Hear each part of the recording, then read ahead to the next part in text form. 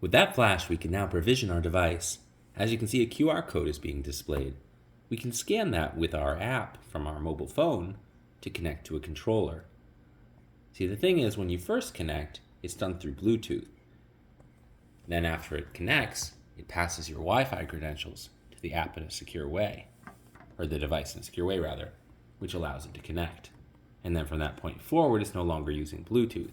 This is helpful as you don't want to be close to your controller from a Bluetooth range. And as you can see, it's connecting now.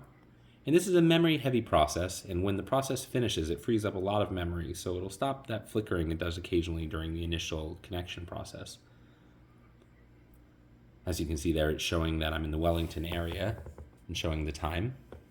And you can see the device is already showing the humidity and temperature. For the screens that are shown, the initial indicator basis was used as a starting point, so we still have the information such as the CO2, the VOCs, the temperature, and humidity.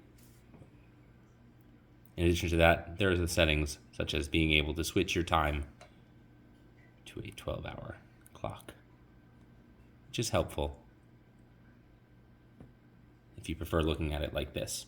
Now, if you pull down from the top, you can reach the dashboard here. And this dashboard allows you to control Matter devices here on the Home Assistant side. And you can see in this case, I've already turned it on and I can control it.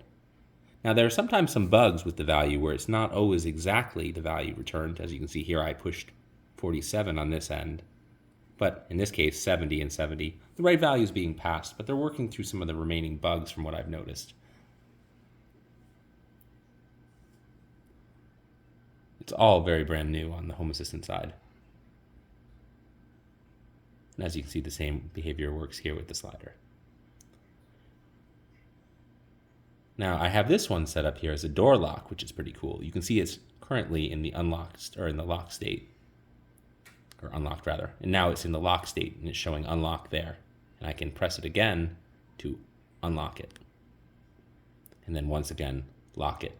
Now, unfortunately, once again, there is another bug with the Home Assistant side where locking and unlocking from this side returns an error, but that's unrelated to the esp-matter. Well, thank you for taking part in this, and I hope you enjoyed it.